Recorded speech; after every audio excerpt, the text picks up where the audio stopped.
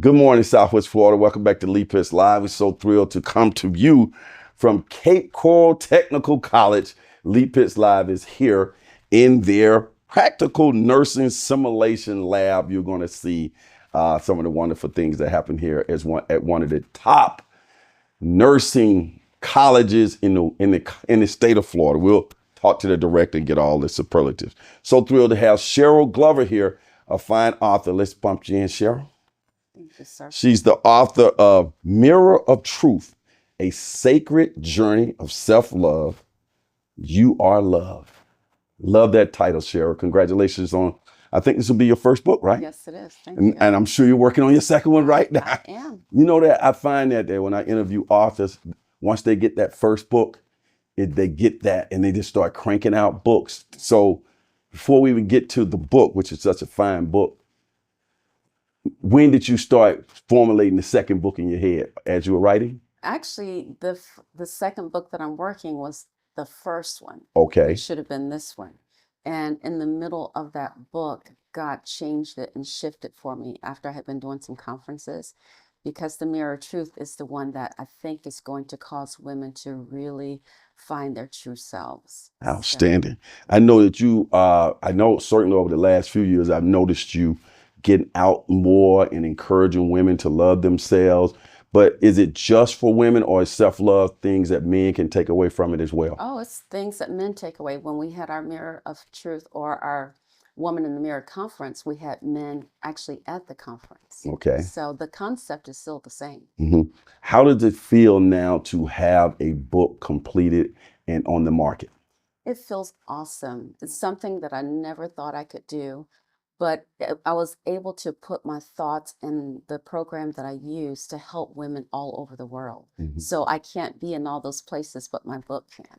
Now, I notice your cover is unique. It has a mirror here that you're seeing on the screen. And also on the back, you have a nice little picture of you there. Not little, but a nice picture of you. You're sort of like a model there yourself. The thought process of coming up with this book. Tell me why you chose this topic. I chose this topic because I went through my own personal self-love journey Okay. in 2018. Because once you're married to a pastor, everybody thinks that the pastor's wife's supposed to be perfect. Mm. And that's not true. There were certain things that I had to deal with for me, things that I didn't love about myself. So God put me on this journey to live out loud for 1 year. So that's when I was posting twice a month on Facebook. Didn't know how to post very well at the time, but I was actually allowing people to see me for who I am. And there were times where I wouldn't go to a restaurant by myself. There were times where I would always wear a jacket, or it was just different things that I struggle with personally. Really? And yeah, and people didn't know that, because as the first lady, they think that you're supposed to already be perfect. None of us are perfect. Mhm. And we're all dealing with our own personal little demons. Yeah, I would never have known that. I thought you were perfect too. Mm. So just, I know nobody's perfect, but in the first lady world, hmm could you lose yourself? Could one lose themselves when you have I know, I'm a pretty high profile guy, hmm and I know my wife could, you know, she's she I don't think she thinks she's in my shadow, but I try to make sure that she doesn't think so, because she's not really trying to be in the spotlight. But can you lose your identity in some way like that when you have a high profile type husband? Absolutely. Hmm. When my husband and I started dating, and we know Dr. William Glover is well versed in everything. Hmm. But I have a 23-year career with a corporate Hmm. company. So I already had my identity. I knew who I was. But with a strong man who's known all over the world, who's got multiple books, if you're not comfortable enough in your skin, you could get lost in that. Hmm. But I had determined, I went and got a master's degree in religion Hmm. with my master's that I already had for work. So what I did was I wanted to make sure that I was filling my cup, filling myself with those things that I need, so that I didn't have to be spoon fed, if that makes Hmm. any sense, where I could stand in my own skin. And that's what I did. And once I started to really get on my journey, God allowed me to create my own brand, my own platform. And you've certainly done a great job of that. What do you hope when people walk away from this fine book that they take with them? I want them to understand that Glamour did a study, and in their study, they said that out of 100, 95% of women all over the world, when they look in the mirror, they find at least one thing that they don't love about themselves. Mm-hmm. And so to me, that number was startling because you see people who dress up. They got the hair done, makeup done. But what's happening is when they look in the mirror, the reflection of who they are, their past, their flaws, their disappointment, they bring that reflection into the mirror and they haven't reconciled their true selves. I see. The writing process. Mhm. Take me behind the scenes of your style, your writing process, and how you went about coming to this wonderful conclusion of this fine book. What I did was I have a prayer room at home and it's my space. Okay. It's where I go. And I like flip charts. I like using the long papers. I put them on the walls. So basically, what I did was, as I have gone and ministered, I looked at conferences that really ministered to women. So I took some of those themings that I know that women go through. So on my little flip charts, I put the papers up and I threw just the topics that I wanted to cover. And when I did that, after I started to identify the topics that I wanted to do, I started just writing chapters. Didn't know how I was going to organize it. But what I wanted to do in this process was make sure that any woman that gets this book, the first 3 chapters is to build them up, is to speak to their significance. Because if we don't know who we are, we don't know who we're not supposed to be either, right? So too many times we have people that have that syndrome where they're trying to be everything to everybody and they lose their authentic self and their authentic voice. Mm. What is some of this feedback you've gotten already from people who've gotten a chance to glance at the book? I know you had your premiere already. Well, we just had the premiere, the actual book release. The book was just released on the 18th. Okay. So I hadn't heard anything back. Well, I know that Pastor Glover read it. What did he Oh think? yeah. Oh, yeah.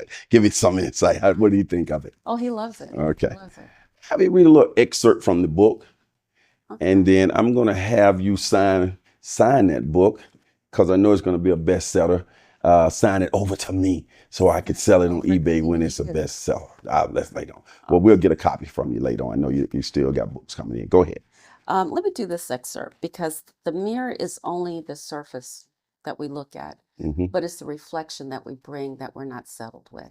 So I'll just do this one. The mirror can be useful to our physical appearance, but it doesn't define who we are. It's time to take a step back from the mirror and look beyond what you see. It's time to see ourselves the way God sees us, beautiful, worthy, and powerful. When we do this, we can stop comparing ourselves to others and embrace our true selves. Mhm. Embrace our true selves. That is And simple. what that means is no matter what your past mistakes are, no matter what your failures are, as long as you can reconcile that, that doesn't define you. When we look in that mirror, we see something beautiful. Mhm. We see something worthy, and we see the value in who we are, and we stand in our significance, which is different for every woman. Yeah. As a first lady, Mhm. you can't escape that. Not that you want to escape it. You get to talk Mhm. to people in confidence, women. You counsel them. You are able to take from some of those things too. Did that play a part in how you were structuring your book too, from Absolutely. personal experiences? Go ahead. Absolutely. I've had women who I have counseled, and I'll ask them, I want you to just look in the mirror and tell me what you see. Mhm. I have had women, literally women, sit in my office and tell me they don't like what they see, Mm. and some who refuse to look in the mirror. Mm.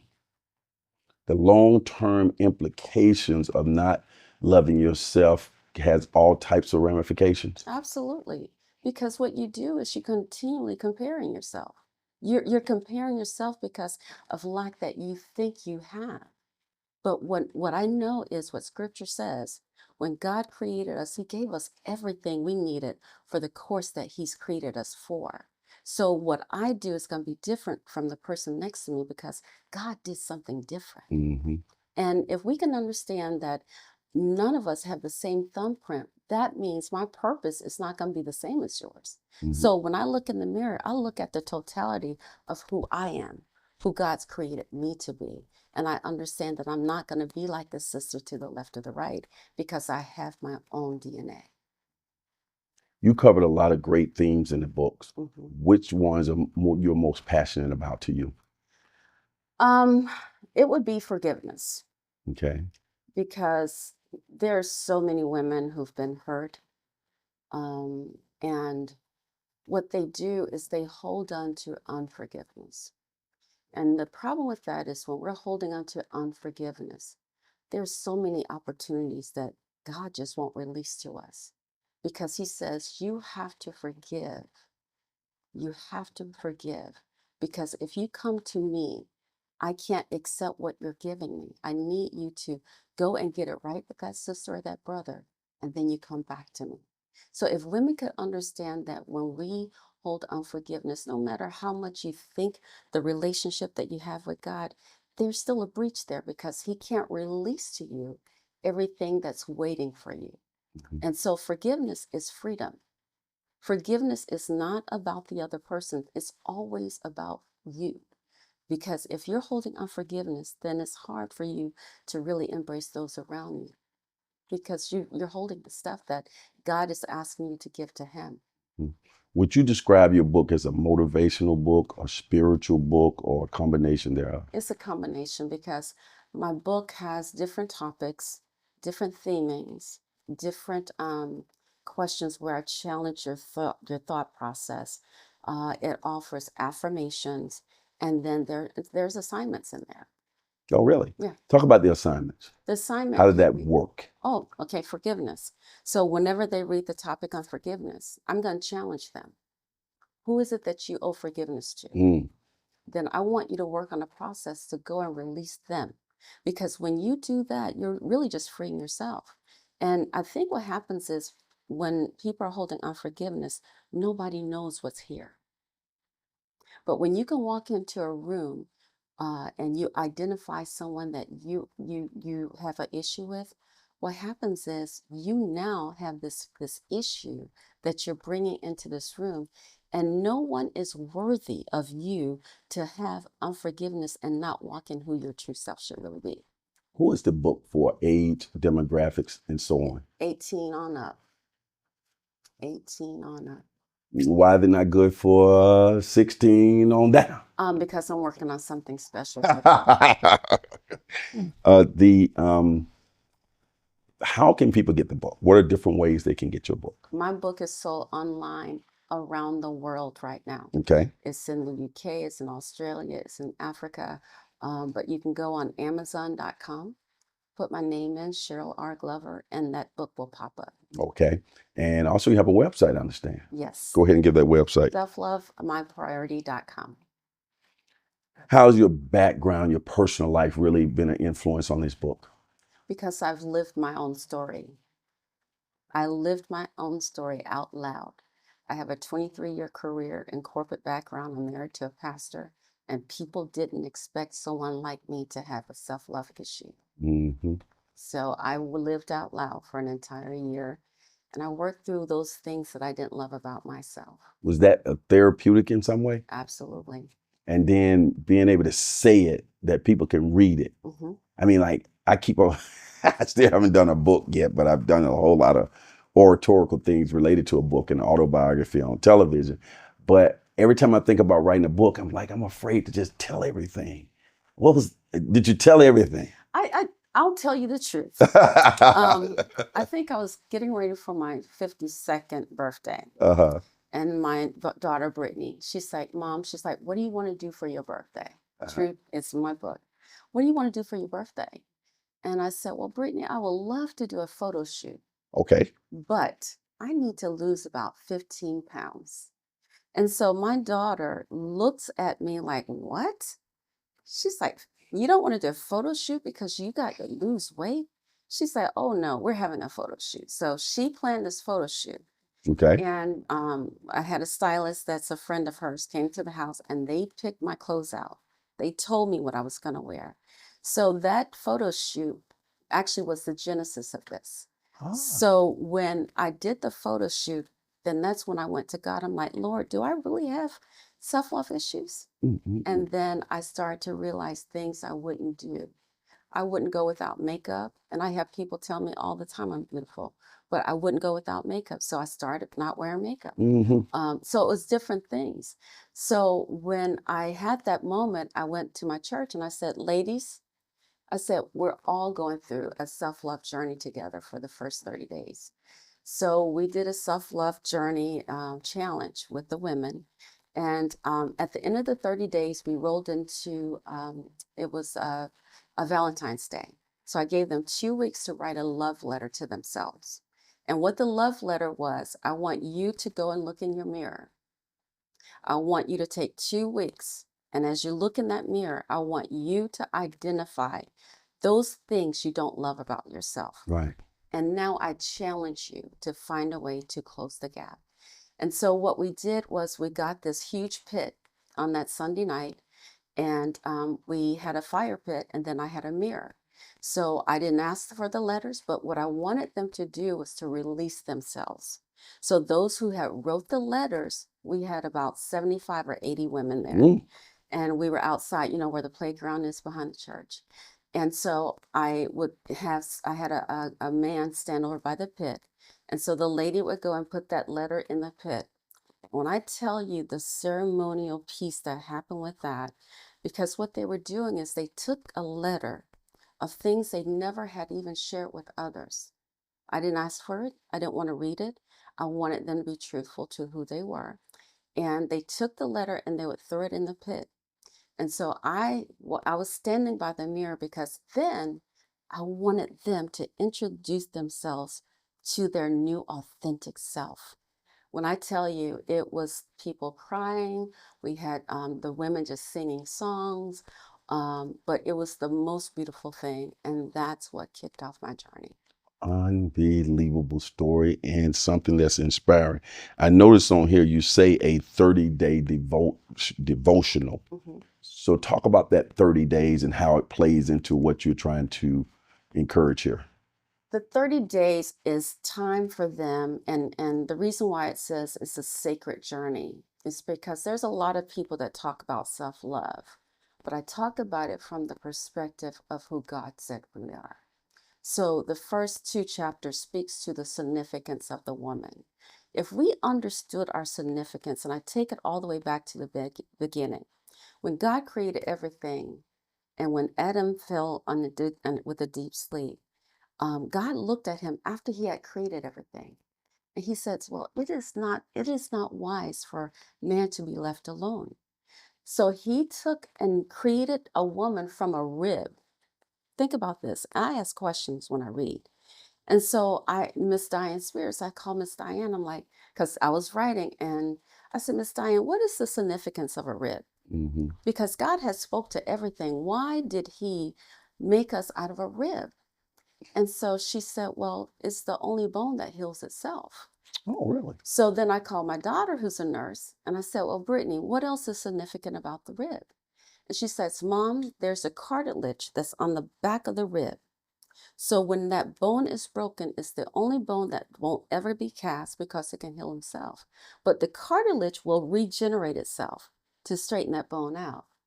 That is who we are created out of, which means no matter what happens to us as a woman, we will never fail because we have the properties to recreate ourselves into who we're supposed to truly be. Isn't that something?